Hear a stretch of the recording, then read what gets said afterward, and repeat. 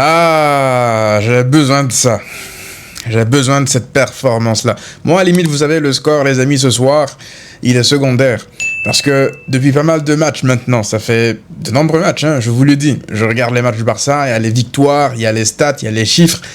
Mais dans le contenu, il me manquait encore ce match-là, ce match qui me rappelle, entre guillemets, le Barça de la saison dernière, voire mieux que le Barça de la saison dernière. Et je pense que ce match, on l'a eu ce soir. Alors, faut relativiser naturellement parce que c'est Bilbao en face et c'est une équipe qui traverse une saison très compliquée. Mais ça reste une équipe qui a battu quand même l'Atlético Madrid récemment. C'est une équipe schizophrène. Certes, ils ont perdu aussi, il faut le dire, contre le Real Madrid 3-0 récemment. Donc oui, il faut relativiser. Ce n'est pas le meilleur Bilbao de l'histoire, mais c'est pas pour autant que la performance du Barça est à minimiser. Avant d'aller plus loin, cette vidéo est sponsorisée par mon partenaire Red Food, site de vente de maillots en ligne. Ils m'ont fait parvenir ce survêtement que vous pourrez trouver sur leur site. Si vous achetez 3 articles, ils vous offrent un maillot supplémentaire de votre choix gratuitement. Si vous achetez 5 articles, ils vous offrent 2 maillots supplémentaires de vos choix gratuitement. La procédure pour avoir les maillots gratuits se trouve actuellement à l'écran ou alors en description. Et si vous utilisez le code de réduction MASSIAN, vous aurez 18% de rabais sur la totalité de vos achats. Encore une fois, tous les détails en description, les amis. Alors, comme je vous le disais tout à l'heure, les amis, en fait, cette victoire, elle me fait plaisir parce que dans le contenu, ça fait de nombreux matchs que j'attends d'avoir une soirée où, à l'issue du match, je me dis, ouais, j'ai pris du plaisir. Parce que c'est pas parce que Bilbao est faible, parce que moi, je pense que Osasuna, c'est une équipe qui est beaucoup plus faible que Bilbao, hein. Osasuna, on les a affrontés au Camp Nou, gagné 2-0, certes, c'était un bus encore plus premium que contre Bilbao. Bilbao, ils ont essayé de venir nous chercher haut, ça aussi, il faut le dire. Mais même face à des équipes qui viennent nous chercher haut, parfois, comme contre l'Espagnol récemment, l'Espagnol est une bien meilleure équipe que Bilbao, surtout chez eux, j'ai pas ressenti cette satisfaction-là, en fait. Donc, à l'issue de ce match-là, une chose est sûre, je vais me retaper ce match-là. Je vous l'ai dit, hein, moi, avant même le début de la compétition de cette Super Coupe d'Espagne, le trophée en lui-même, il est vraiment secondaire pour le Barça cette saison. Ce trophée, il est beaucoup plus important pour les 3 autres équipes que pour le Barça. Parce que le Barça a des ambitions beaucoup plus grandes. Ça veut pas dire que tu minimises le trophée ou que tu ne dois pas le gagner ou que si tu le gagnes pas, c'est pas grave. Mais moi, je parle de moi, ce trophée, il a pas une grande valeur. Donc, je veux juste voir les matchs du Barça et que le Barça me montre en fait qu'il est compétitif, qu'il me sorte des matchs comme ça, même face à des adversités encore meilleures que l'Athletic Club. Sauf que même face aux petits récemment, ben c'était plus le cas. Tu voyais de plus en plus les petits se procurer, certes le Barça a gagné, hein, 8 matchs d'affilée, 9 ou 10 matchs d'affilée, ça fait 9 ou 10 victoires d'affilée je crois. Et sur les 10 matchs, il y a plein de matchs où tu as beaucoup souffert, où le score ne reflétait pas vraiment la réalité du match. Aujourd'hui, le score reflète parfaitement la réalité du match. Et encore, je pense que le Barça aurait pu marquer 3, voire 4 buts de plus. La première mi-temps, c'était une sorte de démolition de job. C'est exactement ce qui s'est passé. C'était un rouleau compresseur. L'Athletic, ils étaient dans la machine à laver. En 30 minutes, le Barça avait plié le match. Voilà. En 30 minutes, le Barça avait plié le match parce qu'on a eu quoi 10 minutes où l'Athletic, ils ont essayé de montrer les crocs, de sortir, faire le pressing, de se montrer agressif, de montrer que voilà, ils sont pas venus faire de la figuration. Mais voilà, une fois que Pedri a posé le pied sur le ballon, parce que moi je pense que quand Pedri, il est à son niveau aussi, ça faut le dire. Hein, parce que pourquoi est-ce que le Barça ne touchait pas beaucoup le ballon en première mi-temps, enfin sur les 10 premières minutes et que l'Athletic était un peu plus présent, c'est parce qu'on ne touchait pas beaucoup Pedri. Et dès que Pedri a commencé à toucher le ballon, le match était fini en fait. Et quand tu as des forces en présence comme Rafinha, comme Rooney, on va en parler tout à l'heure, hein, même Ferran, même s'il fait une action de Ferran, typiquement Ferran en deuxième mi-temps aussi, on comprend pas trop. Mais voilà, même Frenkie de Jong, je l'ai trouvé à son niveau aujourd'hui. Quand Pedri est là, en fait, tout le monde est comme par magie un peu meilleur. Parce que Frenkie de Jong, j'ai aimé son match aujourd'hui. Comparé à ses derniers matchs, je l'ai trouvé bon dans la récupération. Il jaillissait beaucoup plus vite, il était propre techniquement et puis il faisait avancer le jeu. Donc, bon, je pense que Pedri, c'est le dénominateur commun. Quand Pedri est là, il est en forme et que ça va bien autour de lui, ben, tu vois des matchs que tu avais l'habitude de voir sur le Barça de 2025. Donc, ça me fait extrêmement plaisir d'assister à un match comme ça. Donc là, je vous l'ai dit, hein, après, là, je vais profiter pour me poser, revoir le match. Pour ceux qui me demandent souvent où est-ce que je regarde les rediffusions des matchs du Barça après les matchs, ce que je fais, en fait, je tape juste sur Google, en fait, match replay highlights. Et puis, il y a souvent des sites qui vous offrent des matchs en replay gratuitement. Bref, revenons sur le déroulé du match, sur ce qu'on retient. Est-ce qu'on peut retenir grand-chose de match comme ça, parce que le Barça était vraiment à son niveau d'intensité auquel on aimerait qu'il soit. Il était à un niveau physique aussi, il faut le dire. J'ai trouvé les joueurs, parce que, vous savez, on dit souvent, moi j'ai entendu dire que la préparation physique du Barça, elle a été faite en sorte que le Barça soit mieux à partir de la deuxième partie de saison.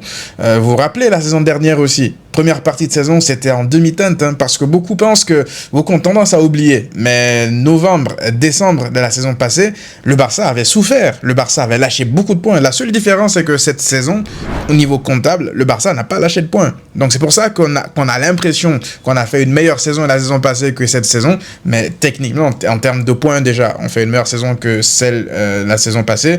Et surtout, même dans le contenu, je trouve que le Barça de cette saison, à ce stade de la saison, fait une meilleure saison que le Barça de la saison passée au même stade de la saison. Il y a ces statistiques-là qui passaient à titre comparatif. Les chiffres sont réels parce que beaucoup ont tendance à résumer un peu le Barça de la saison passée à toute la saison passée. Mais le Barça de la première partie de saison, je le rappelle, était très en difficulté. Il y a eu les parenthèses Classico gagné 4-0, le Bayern et quelques matchs par-ci par-là, Valladolid, mais faut pas oublier, même malgré ta victoire face au Rayo, t'as souffert là-bas.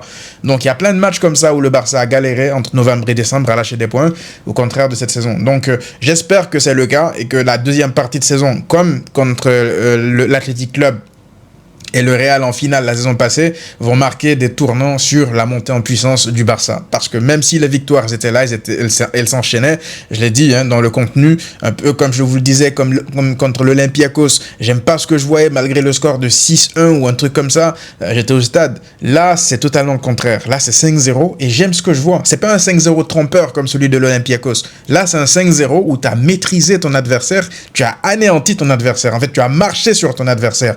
Et c'est ce qui me fait plaisir. Donc, il faut vraiment se poser pour comprendre ce qui est en train de se passer. Certes, Bilbao est faible, c'est pas le Bilbao du siècle, c'est leur politique, c'est leur problème. Ils ont décidé que eux, ils ne recrutent pas des joueurs s'ils sont pas des joueurs basques ou c'est pas des joueurs formés chez eux. C'est leur problème. Ils vont passer peut-être une dizaine de 10 ans comme ça à ne pas avoir un effectif de qualité, mais c'est leur politique. Moi, je respecte ça, mais faut qu'ils arrêtent de se comporter comme des gens à qui on vole tout et n'importe quoi. Sur le cas Nico Williams, le Barça veut l'acheter, ils en font tout un problème, ils vont voir la Liga, alors que c'est légal, c'est pas illégal. Et derrière eux, pour le coup, ils se gênent pas d'aller piocher dans des autres clubs basques pour les affaiblir. Bref, je veux pas trop m'épancher sur cette équipe. C'est Nico Williams aussi, c'est son choix, il a décidé de rester là-bas, j'espère qu'il est prêt. Attache ta ceinture, mon ami, parce que ça va être comme ça. C'est quoi, une prolongation de contrat de 10 ans? 10 ans de bell to ass, my boy. Prépare-toi. Ça va être comme ça, à chaque fois. Bref, très content encore une fois de la performance du Barça. Il y a eu des individualités qui ont vraiment été au niveau, qui m'ont fait plaisir. L'information de la soirée, c'est que Lamine Yamal avait débuté sur le banc. Et moi, dès que j'ai su que Lamine ne débuterait pas ce match, je voulais à tout prix que Rooney débute le match. Je vous l'avais dit sur Twitter avant l'annonce des compos d'équipe. Parce que Rooney Bardghji, en fait, c'est pas la première fois. Je vous l'ai déjà dit la dernière fois aussi. À chaque fois que Flick a fait appel à lui, à chaque fois que Flick a fait confiance à Rooney, lui a donné des minutes, il a tout de suite saisi son opportunité. Il n'a pas attendu, perdu des ballons. Vous voyez par exemple Bernal. Bernal aujourd'hui, il a été catastrophique. Il a déjà fait une rentrée, je pense, lors du match précédent ou du match d'avant, où il a été très bon contre le Betis. Voilà, je me rappelle Bernal contre le Betis, il avait été très bon. Sa rentrée était exceptionnelle même. Et là, sa rentrée, elle fait peur, limite. Vous voyez, ça, c'est Bernal. C'est peut-être dû au fait aussi qu'il revienne des croisés, tout ça, on peut l'excuser, ça, c'est pas grave. Je vous dis pas ça pour taper sur Bernal, c'est juste pour vous faire le parallèle avec Rooney. Parce qu'il faut pas oublier que Rooney aussi, il revenait des croisés. Et c'est la raison pour laquelle le Barça l'a d'ailleurs pris pour 2,5 millions d'euros. Parce que le Rooney, il y a plein de clubs, de gros clubs, lorsqu'il était à Copenhague, qui voulaient le signer, qui voulaient le prendre parce qu'il était vu comme un jeune crack. C'était un crack, Rooney. Ça parlait de lui comme, ça parlait pas, c'est peut-être pas autant que les Lamine Yamal et tout, mais ça parlait de lui comme un jeune crack très intéressant à suivre. Donc tous les gros clubs étaient sur lui. Une fois qu'il s'est fait les croiser, voilà, les gros clubs ont commencé à se dire que voilà, il aura pas la carrière qu'il pensait qu'il aurait. Et au final, il est en train de prouver à tout le monde que, je suis là, mon talent il est toujours là, il n'a pas disparu. Et en fait, ce que j'aime chez ce joueur-là, c'est la propreté en fait dans son jeu. Chez Rouni Bardghji, il y a très peu de gâchis, en fait. À chaque fois qu'il doit dribbler, il sait qu'il va dribbler pour éliminer son adversaire. Il a confiance en lui. Et à chaque fois, je vous l'ai dit tout à l'heure, qu'il a des minutes, il bonifie ses minutes. J'ai jamais vu, en fait, un match où Rouni, il entre en jeu, ou alors il débute le match, et à la fin du match, tu te dis, ouais, bof, ouais, mid. Non, il n'a pas eu, c'est vrai, beaucoup de temps de jeu, mais à chaque fois qu'il a eu du temps de jeu, c'était waouh. C'est ça la réaction des gens, c'est waouh. C'est quoi ce fou furieux en fait qu'on a sur le banc? Vous voyez un peu? C'est limite un peu ingrat qu'il n'ait pas plus de temps de jeu. C'est limite dommage pour lui parce que Lamine Yamal, ça reste Lamine Yamal. Il fait pas une rentrée exceptionnelle, mais après 5-0, tu vas pas non plus tomber sur Lamine Yamal parce que il rentre les mains dans les poches comme tous les autres. Le Barça a baissé un peu d'ailleurs le pied après le 5-0. Johan Garcia, il voulait absolument son clean sheet. Ça a été le cas, mais pour le reste, franchement, Rooney a crevé l'écran, encore une fois. Et c'est pas en fait des actions où il est juste là sur un circuit de passe. Non, tu vois qu'il est capable d'éliminer pour le coup. Sur le deuxième but de Rafinha, lorsqu'il fait le slalom entre les défenseurs, tu vois, je vous mens pas, sur la gestuelle, ça limite un peu rappeler du Messi. Attention, je vous connais. Je suis pas en train de dire par là que c'est Messi qui a le niveau de Messi. Je vous dis juste que sur la gestuelle, lorsqu'il a commencé à slalomer entre les joueurs de l'Athletic pour décaler, je crois, c'était Fermin ou Pedri, c'était une gestuelle à la Messi, je suis désolé. Lamine Yamal, vous voyez, lorsqu'il fait des slaloms comme ça, sa gestuelle me rappelle Neymar, lorsqu'il essaie de rentrer pied gauche comme ça. Mais Rooney, il me rappelle un peu plus Robben, vous voyez, il me rappelle plus Messi dans la gestuelle. Et dans l'efficacité, franchement, c'est très fort ce qu'il fait. Franchement, il mérite beaucoup de temps de jeu sur la deuxième partie de saison. Là, il est en train de montrer à Flick que, certes, Lamine Yamal, c'est Lamine Yamal, mais Rooney doit avoir du temps de jeu en fait. Ne serait-ce que pour faire du bien à Lamine, pour le reposer, ne pas enchaîner les matchs. D'ailleurs, ça aussi, va falloir que Flick nous explique pourquoi Lamine Yamal joue 90 minutes contre Guadalajara ou je sais plus qui, et là, il peut pas débuter parce qu'il faut gérer ses minutes. Vous voyez, certes, c'est compréhensible, à la fin, c'est payant, mais je pense qu'on peut mieux gérer les minutes de Lamine Yamal, savoir quand est-ce qu'on doit le reposer, je veux dire. Contre le Real, si demain tu dois le reposer parce que tu l'as fait jouer 90 minutes contre Guadalajara, c'est pas une bonne chose, vous voyez un peu. Bref, moi ça me dérange pas qu'il débute de temps en temps sur le banc. Juste, faut quand même savoir contre qui le faire débuter sur le banc.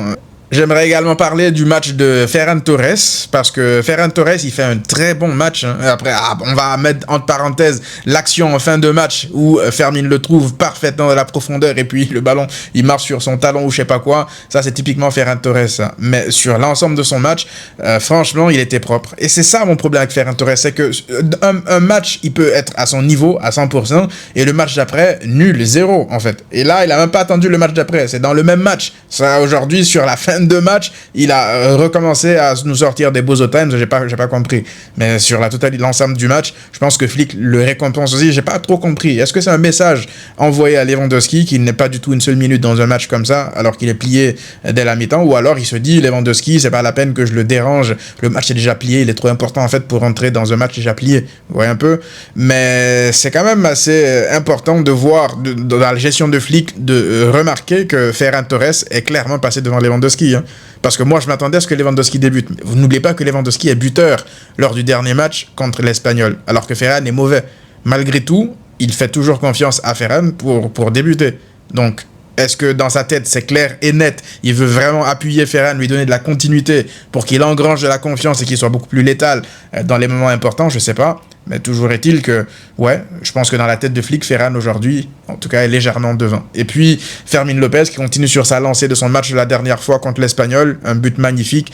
Rafinha, son activité. Aujourd'hui, en fait, Rafinha, il s'est comporté comme un vrai leader d'attaque. Parce que ce que j'ai aimé chez Rafinha, c'est après qu'il ait marqué ses 2 buts, tu sentais pas qu'il était forcément à la recherche du triplé. Je l'ai vu très altruiste à plein de moments, à vouloir faire marquer ses partenaires, Ferran Torres, Rooney, à les décaler lorsqu'il aurait pu tirer. Ah, c'est Rafinha, ça. Ça, c'est le comportement d'un capitaine. Ça, c'est le comportement d'un capitaine. Donc, ouais, Rafinha, moi, ça me choque pas. Hein. Son match, il me choque pas.